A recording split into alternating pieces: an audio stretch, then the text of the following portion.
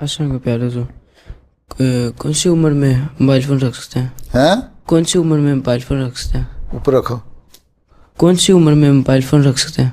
Mobile phone जी। जब तुम्हारे अम्मा अब्बा इजाज़त देते हैं।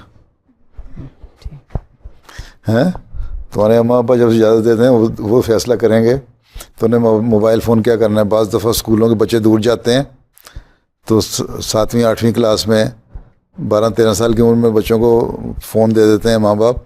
लेकिन अगर तुमने आईफोन और स्मार्टफ़ोन और दूसरे जो एंड्रॉयड वगैरह चीज़ें इस तरह की हैं वो रखने हैं तो वो तुम्हें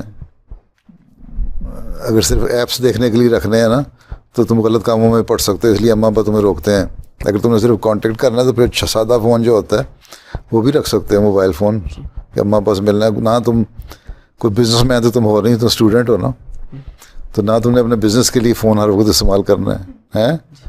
और अगर मोबाइल फ़ोन हाथ में होगा हर वक्त तुम उसी के ऊपर ऐप्स तलाश करके तो खेलते रहोगे। फजूल किस्म की ऐप में भी मिल जाएंगी तुम्हें।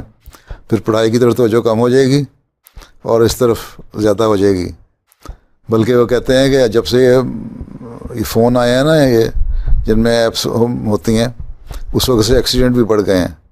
लोग औरतें मर्द हर वक्त वो यूँ यूँ यूँ करते रहते हैं चलते चलते, और सड़क क्रॉस कर रहे होते हैं, पता ही नहीं होता उधर से कार आई धड़ल करके लगी और बंदा मर गया।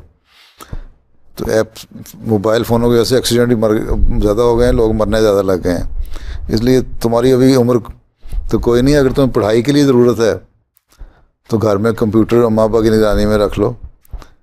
बाकी फ़ोन की अगर ज़रूरत है रब्ता करने के लिए तो सादा फ़ोन जिसमें ऐप्स नहीं आती वो रख सकते हो।